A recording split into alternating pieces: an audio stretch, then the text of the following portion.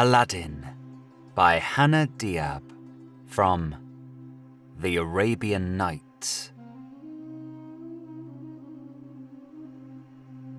There once lived a poor tailor who had a son called Aladdin, a careless, idle boy who would do nothing but play all day long in the streets with idle little boys like himself. This so grieved the father that he died.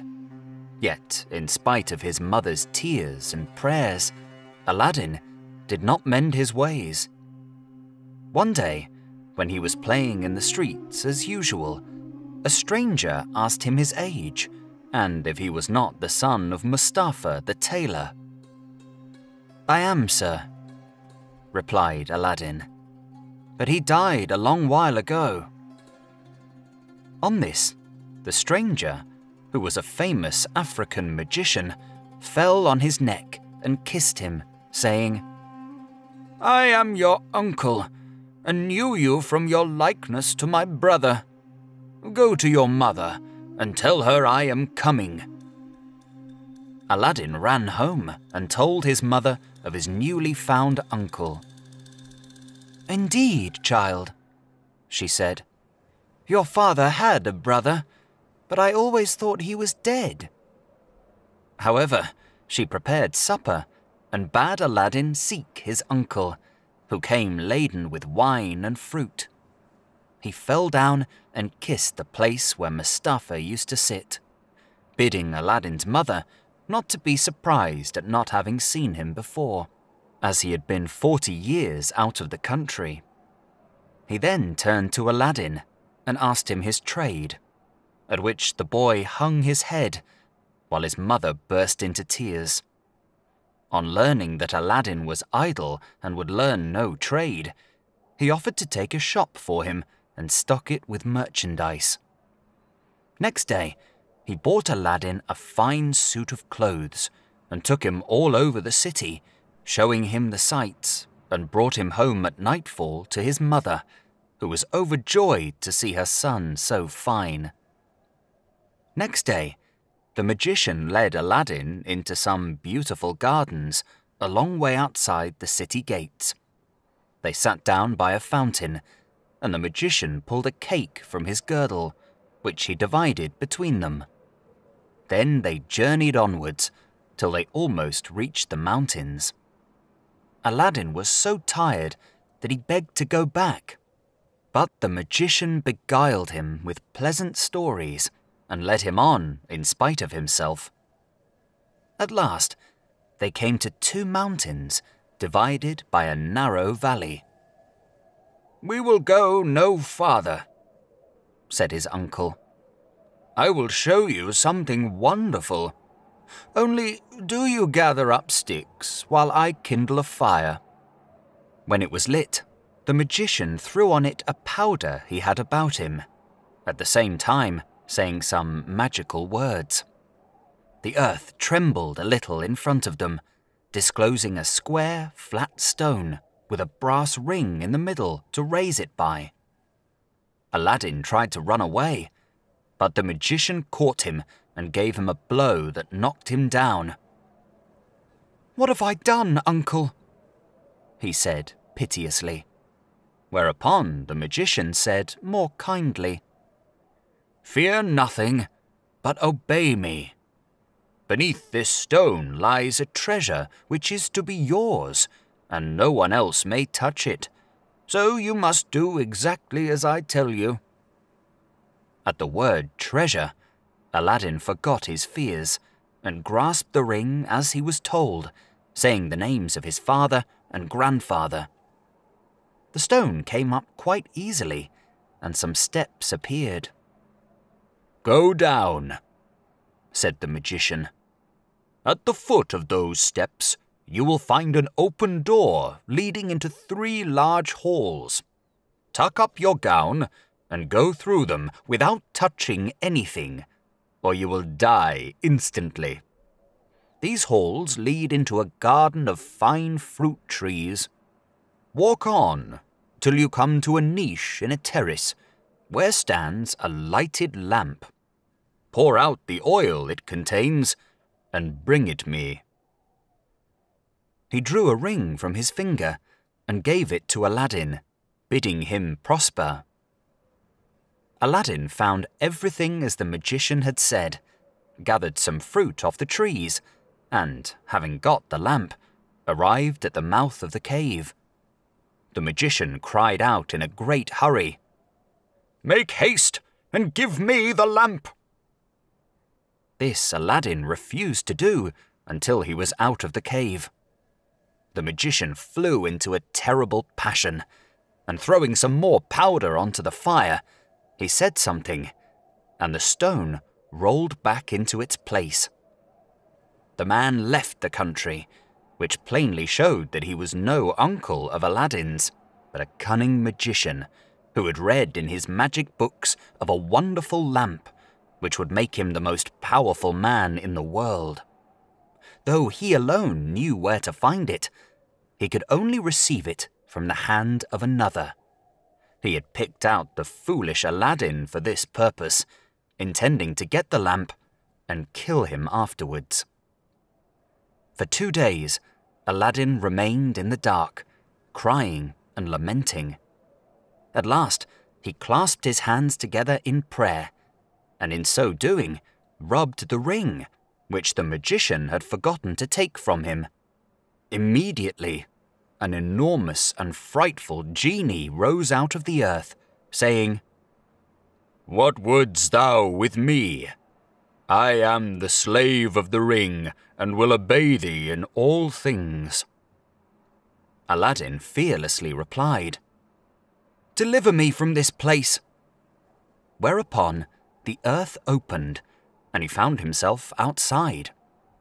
As soon as his eyes could bear the light, he went home, but fainted on the threshold. When he came to himself, he told his mother what had passed, and showed her the lamp and the fruits he had gathered in the garden, which were in reality precious stones. He then asked for some food. "Alas, child," she said, "I have nothing in the house, but I have spun a little cotton and will go sell it." Aladdin bade her keep her cotton, for he would sell the lamp instead. As it was very dirty, she began to rub it, that it might fetch a higher price. Instantly, a hideous genie appeared and asked what she would have. She fainted away, but Aladdin, snatching the lamp, returned with a silver bowl, 12 silver plates containing rich meats, 2 silver cups, and 2 bottles of wine. Aladdin's mother, when she came to herself, said, "Whence comes this splendid feast?" "Ask not, but eat," replied Aladdin. So they sat at breakfast till it was dinner time, and Aladdin told his mother about the lamp. She begged him to sell it and have nothing to do with devils. "No," said Aladdin. "Since chance hath made us aware of its virtues, we will use it, and the ring likewise, which I shall always wear on my finger." When they had eaten all the genie had brought, Aladdin sold one of the silver plates, and so on until none were left. He then had recourse to the genie, who gave him another set of plates, and thus they lived many years. One day, Aladdin heard an order from the Sultan, which proclaimed that everyone was to stay at home and close his shutters while the princess, his daughter, went to and from the baths. Aladdin was seized by a desire to see her face, which was very difficult, as she always went veiled. He hid himself behind the door of the bath and peeped through a chink. The princess lifted her veil as she went in, and looked so beautiful that Aladdin fell in love with her at first sight. He went home so changed that his mother was frightened. He told her he loved the princess so deeply he could not live without her, and meant to ask her in marriage of her father. His mother, on hearing this, burst out laughing. But Aladdin at last prevailed upon her to go before the Sultan and carry his request. She fetched a napkin and laid in it the magic fruits from the enchanted garden, which sparkled and shone like the most beautiful jewels. She took these with her to please the Sultan and set out, trusting in the lamp. The Grand Vizier and the Lords of Council had just gone in as she entered the hall and placed herself in front of the Sultan. He, however, took no notice of her. She went every day for a week and stood in the same place. When the council broke up on the 6th day, the Sultan said to his vizier, "I see a certain woman in the audience chamber every day, carrying something in a napkin. Call her next time, that I may find out what she wants." Next day, at a sign from the vizier, she went up to the foot of the throne and remained kneeling until the Sultan said to her, "Rise, good woman, and tell me what you want." She hesitated, so the Sultan sent away all but the vizier and bade her speak freely, promising to forgive her beforehand for anything she might say. She then told him of her son's violent love for the princess. "I prayed him to forget her," she said, "but in vain. He threatened to do some desperate deed if I refused to go and ask your majesty for the hand of the princess. Now I pray you to forgive not me alone, but my son Aladdin." The Sultan asked her kindly what she had in the napkin, whereupon she unfolded the jewels and presented them. He was thunderstruck, and turning to the vizier, said, "What sayest thou? Ought I not to bestow the princess on one who values her at such a price?" The vizier, who wanted her for his own son, begged the Sultan to withhold her for 3 months, in the course of which he hoped his son could contrive to make him a richer present. The Sultan granted this, and told Aladdin's mother that, though he consented to the marriage, she must not appear before him again for 3 months. Aladdin waited patiently for nearly 3 months, but after 2 had elapsed, his mother, going into the city to buy oil, found everyone rejoicing and asked what was going on. "Do you not know," was the answer, "that the son of the Grand Vizier is to marry the Sultan's daughter tonight?" Breathless, she ran and told Aladdin, who was overwhelmed at first, but presently bethought him of the lamp. He rubbed it, and the genie appeared, saying, "What is thy will?" Aladdin replied, "The Sultan, as thou knowest, has broken his promise to me, and the vizier's son is to have the princess. My command is that tonight you bring hither the bride and bridegroom." "Master, I obey," said the genie. Aladdin then went to his chamber, where, sure enough, at midnight, the genie transported the bed containing the vizier's son and the princess. "Take this new married man," he said, "and put him outside in the cold, and return at daybreak." Whereupon the genie took the vizier's son out of bed, leaving Aladdin with the princess. "Fear nothing," Aladdin said to her. "You are my wife, promised to me by your unjust father, and no harm will come to you." The princess was too frightened to speak, and passed the most miserable night of her life, while Aladdin lay down beside her and slept soundly. At the appointed hour, the genie fetched in the shivering bridegroom, laid him in his place, and transported the bed back to the palace. Presently, the Sultan came to wish his daughter good morning. The unhappy vizier's son jumped up and hid himself, while the princess would not say a word and was very sorrowful. The Sultan sent her mother to her, who said, "How comes it, child, that you will not speak to your father? What has happened?" The princess sighed deeply, and at last told her mother how, during the night, her bed had been carried into some strange house, and what had passed there. Her mother did not believe her in the least, but bade her rise and consider it an idle dream. The following night, exactly the same thing happened, and next morning, on the princess's refusing to speak, the Sultan threatened to cut off her head. She then confessed all, bidding him ask the vizier's son if it were not so. The Sultan told the vizier to ask his son, who owned the truth, adding that, dearly as he loved the princess, he had rather die than go through another such fearful night, and wished to be separated from her. His wish was granted, and there was an end of feasting and rejoicing. When the 3 months were over, Aladdin sent his mother to remind the Sultan of his promise. She stood in the same place as before, and the Sultan, who had forgotten Aladdin, at once remembered him and sent for her. On seeing her poverty, the Sultan felt less inclined than ever to keep his word, and asked his vizier's advice, who counselled him to set so high a value on the princess that no man living would come up to it. The Sultan then turned to Aladdin's mother, saying, "Good woman, a sultan must remember his promises, and I will remember mine.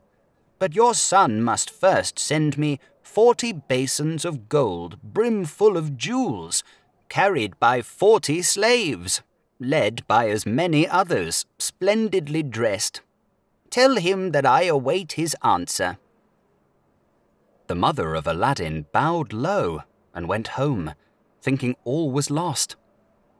She gave Aladdin the message, adding, "He may wait long enough for your answer."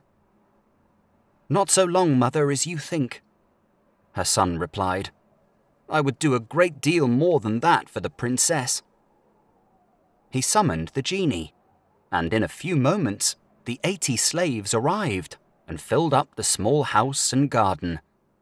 Aladdin made them to set out to the palace, 2 by 2, followed by his mother.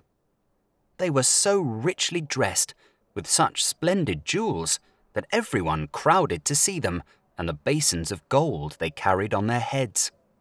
They entered the palace, and, after kneeling before the Sultan, stood in a half-circle round the throne with their arms crossed, while Aladdin's mother presented them to the Sultan. He hesitated no longer, but said, "Good woman, return and tell your son that I wait for him with open arms." She lost no time in telling Aladdin, bidding him make haste. But Aladdin first called the genie. "I want a scented bath," he said, "a richly embroidered habit, a horse surpassing the Sultan's, and 20 slaves to attend me. Beside this, 6 slaves, beautifully dressed, to wait on my mother. And lastly, 10,000 pieces of gold in 10 purses." No sooner said than done. Aladdin mounted his horse and passed through the streets, the slaves strewing gold as they went. Those who had played with him in his childhood knew him not. He had grown so handsome. When the Sultan saw him, he came down from his throne, embraced him, and led him into a hall where a feast was spread, intending to marry him to the princess that very day. But Aladdin refused, saying, "I must build a palace fit for her," and took his leave. Once home, he said to the genie, "Build me a palace of the finest marble, set with jasper, agate, and other precious stones. In the middle, you shall build me a large hall with a dome, its 4 walls of massy gold and silver, each side having 6 windows, whose lattices, all except one, which is to be left unfinished, must be set with diamonds and rubies.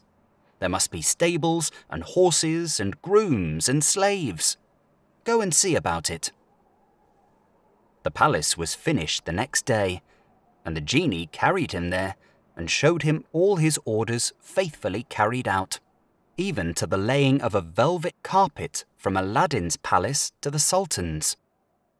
Aladdin's mother then dressed herself carefully and walked to the palace with her slaves, while he followed her on horseback. The Sultan sent musicians with trumpets and cymbals to meet them, so that the air resounded with music and cheers. She was taken to the princess, who saluted her and treated her with great honor.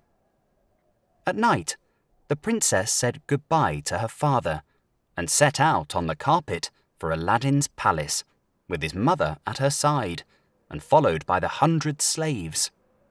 She was charmed at the sight of Aladdin, who ran to receive her. "Princess," he said, "blame your beauty for my boldness if I have displeased you."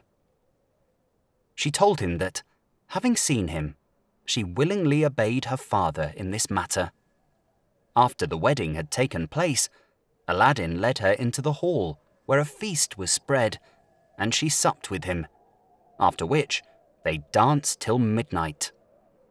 Next day, Aladdin invited the Sultan to see the palace. On entering the hall with the 24 windows with their rubies, diamonds, and emeralds, he cried, "It is a world's wonder. There is only one thing that surprises me. Was it by accident that one window was left unfinished?" "No, sir, by design," returned Aladdin.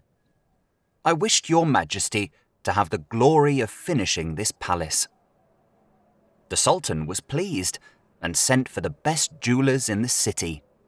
He showed them the unfinished window and bade them fit it up like the others. "Sir," replied their spokesman, "we cannot find jewels enough." And Sultan had his own fetched, which they soon used, but to no purpose, for in a month's time the work was not half done. Aladdin, knowing that their task was vain, bade them undo their work and carry the jewels back, and the genie finished the window at his command. The Sultan was surprised to receive his jewels again, and visited Aladdin, who showed him the window finished. The Sultan embraced him. The envious vizier, meanwhile, hinting that it was the work of enchantment. Aladdin had won the hearts of the people by his gentle bearing. He was made captain of the Sultan's armies and won several battles for him, but remained as courteous as before, and lived thus in peace and content for several years. But far away in Africa, the magician remembered Aladdin, and by his magic arts discovered that Aladdin, instead of perishing miserably in the cave, had escaped and had married a princess, with whom he was living in great honor and wealth. He knew that the poor tailor's son could only have accomplished this by means of the lamp, and travelled night and day till he reached the capital of China, bent on Aladdin's ruin. As he passed through the town, he heard people talking everywhere about a marvelous palace. "Forgive my ignorance," he asked. "What is the palace that you speak of?" "Have you not heard of Prince Aladdin's palace?" was the reply. "The greatest wonder in the world. I will direct you if you have a mind to see it." The magician thanked him who spoke, and having seen the palace, knew that it had been raised by the genie of the lamp, and became half mad with rage. He determined to get hold of the lamp, and again plunge Aladdin into the deepest poverty. Unluckily, Aladdin had gone a-hunting for 8 days, which gave the magician plenty of time.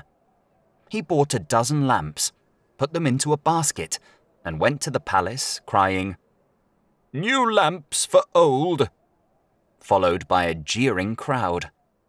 The princess, sitting in the hall of 24 windows, sent a slave to find out what the noise was about, who came back laughing, so that the princess scolded her.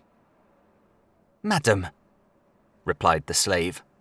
"Who can help laughing to see an old fool offering to exchange fine new lamps for old ones?" Another slave, hearing this, said, "There is an old one on the cornice there which he can have." Now this was the magic lamp which Aladdin had left there, as he could not take it out hunting with him. The princess, not knowing its value, laughingly bade the slave take it and make the exchange. She went and said to the magician, "Give me a new lamp for this." He snatched it and bade the slave take her choice amid the jeers of the crowd. Little he cared, but left off crying his lamps and went out of the city gates to a lonely place where he remained till nightfall, when he pulled out the lamp and rubbed it.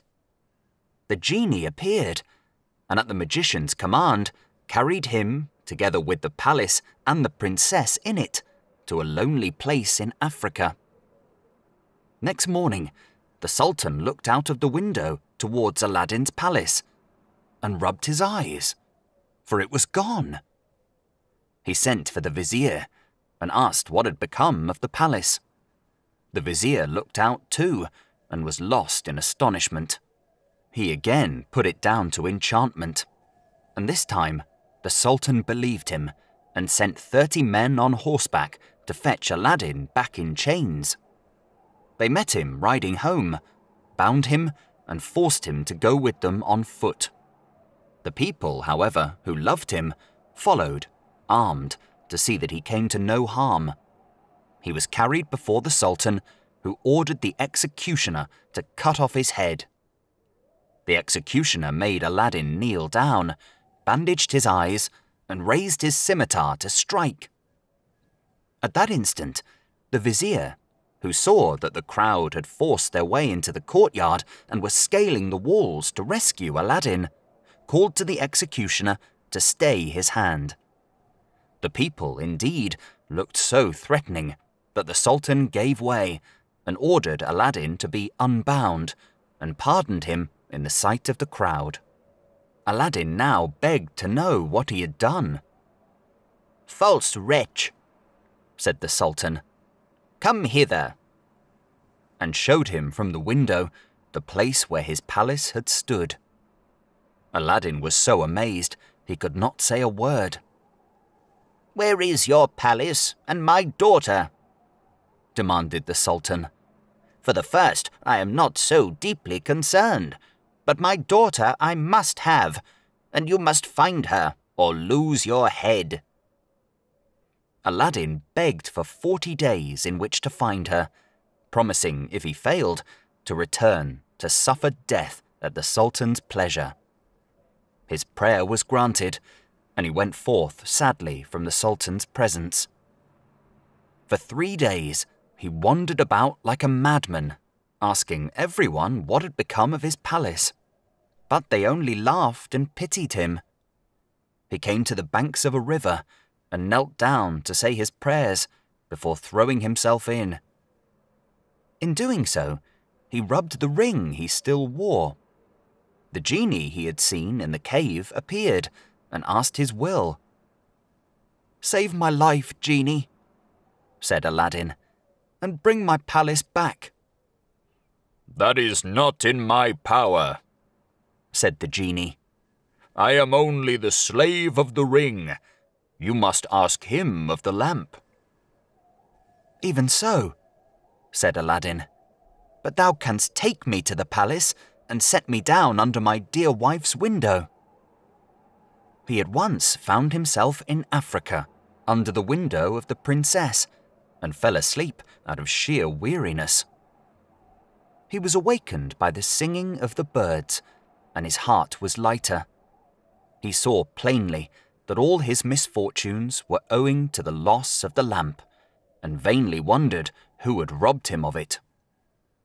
That morning, the princess rose earlier than she had done since she had been carried into Africa by the magician, whose company she was forced to endure once a day. She, however, treated him so harshly that he dared not live there altogether. As she was dressing, one of her women looked out and saw Aladdin. The princess ran and opened the window, and at the noise she made, Aladdin looked up. She called to him to come to her, and great was the joy of these lovers at seeing each other again. After he had kissed her, Aladdin said, "I beg of you, princess, in God's name, before we speak of anything else, for your own sake and mine, tell me, what has become of an old lamp I left on the cornice in the hall of 24 windows when I went a-hunting?" "Alas," she said, "I am the innocent cause of our sorrows," and told him of the exchange of the lamp. "Now I know," cried Aladdin, "that we have to thank the African magician for this. Where is the lamp?" "He carries it about with him," said the princess. "I know, for he pulled it out of his breast to show me. He wishes me to break my faith with you and marry him, saying that you were beheaded by my father's command. He is forever speaking ill of you, but I only reply by my tears. If I persist, I doubt not but he will use violence." Aladdin comforted her and left her for a while. He changed clothes with the first person he met in the town, and having bought a certain powder, returned to the princess, who let him in by a little side door. "Put on your most beautiful dress," he said to her, and received the magician with smiles, leading him to believe that you have forgotten me. Invite him to sup with you, and say you wish to taste the wine of his country. He will go for some, and while he is gone, I will tell you what to do." She listened carefully to Aladdin, and when he left her, arrayed herself gaily for the first time since she left China. She put on a girdle and headdress of diamonds, and seeing in a glass that she was more beautiful than ever, received the magician, saying, to his great amazement, "I have made up my mind that Aladdin is dead, and that all my tears will not bring him back to me. So I am resolved to mourn no more, and have therefore invited you to sup with me. But I am tired of the wines of China, and would fain taste those of Africa." The magician flew to his cellar, and the princess put the powder Aladdin had given her in her cup. When he returned, she asked him to drink her health in the wine of Africa, handing him her cup in exchange for his, as a sign she was reconciled to him. Before drinking, the magician made her a speech in praise of her beauty, but the princess cut him short, saying, "Let us drink first, and you shall say what you will afterwards." She set her cup to her lips and kept it there, while the magician drained his to the dregs and fell back lifeless. The princess then opened the door to Aladdin and flung her arms around his neck. But Aladdin went to the dead magician, took the lamp out of his vest, and bade the genie carry the palace and all in it back to China. This was done, and the princess in her chamber felt only 2 little shocks, and little thought she was home again. The Sultan, who was sitting in his closet, mourning for his lost daughter, happened to look up and rubbed his eyes, for there stood the palace as before. He hastened thither, and Aladdin received him in the hall of the 24 windows, with the princess at his side. Aladdin told him what had happened, and showed him the dead body of the magician, that he might believe. A 10 days' feast was proclaimed, and it seemed as if Aladdin might now live the rest of his life in peace. But it was not meant to be. The African magician had a younger brother, who was, if possible, more wicked and more cunning than himself. He travelled to China to avenge his brother's death, and went to visit a pious woman called Fatima, thinking she might be of use to him. He entered her cell and clapped a dagger to her breast, telling her to rise and do his bidding on pain of death. He changed clothes with her made up his face like hers, put on her veil, and murdered her, that she might tell no tales. Then he went towards the palace of Aladdin, and all the people, thinking he was the holy woman, gathered round him, kissing his hands and begging his blessing. When he got to the palace, there was such a noise going on round him that the princess bade her slave look out the window and ask what was the matter. The slave said it was the holy woman, curing people by her touch of their ailments. Whereupon the princess, who had long desired to see Fatima, sent for her. On coming to the princess, the magician offered up a prayer for her health and prosperity. When he had done, the princess made him sit by her and begged him to stay with her always. The false Fatima, who wished for nothing better, consented, but kept his veil down for fear of discovery. The princess showed him the hall and asked him what he thought of it. "It is truly beautiful," said the false Fatima. "In my mind, it wants but one thing." "And what is that?" said the princess. "If only a roc's egg," replied he, referring to the giant mythical bird, "were hung up from the middle of this dome, it would be the wonder of the world." After this, the princess could think of nothing but the roc's egg, and when Aladdin returned from hunting, he found her in a very ill humour. He begged to know what was amiss, and she told him that all her pleasure in the hall was spoilt for want of a roc's egg hanging from the dome. "If that is all," replied Aladdin, "you shall soon be happy." He left her and rubbed the lamp, and when the genie appeared, commanded him to bring a roc's egg. The genie gave such a loud and terrible shriek that the hall shook. "Wretch!" he cried. "Is it not enough that I have done everything for you, but you must command me to bring my master and hang him up in the midst of this dome? You and your wife and your palace deserve to be burnt to ashes. But that this request does not come from you, but from the brother of the African magician whom you destroyed.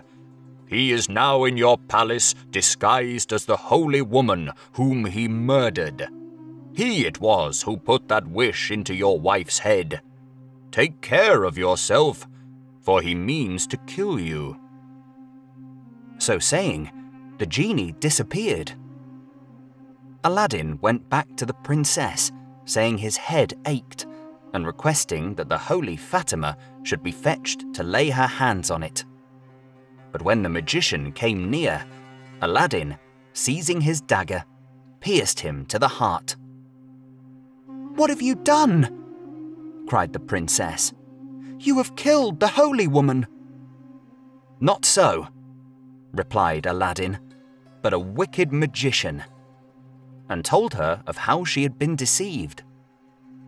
After this, Aladdin and his wife lived in peace. He succeeded the Sultan when he died and reigned for many years, leaving behind him a long line of kings.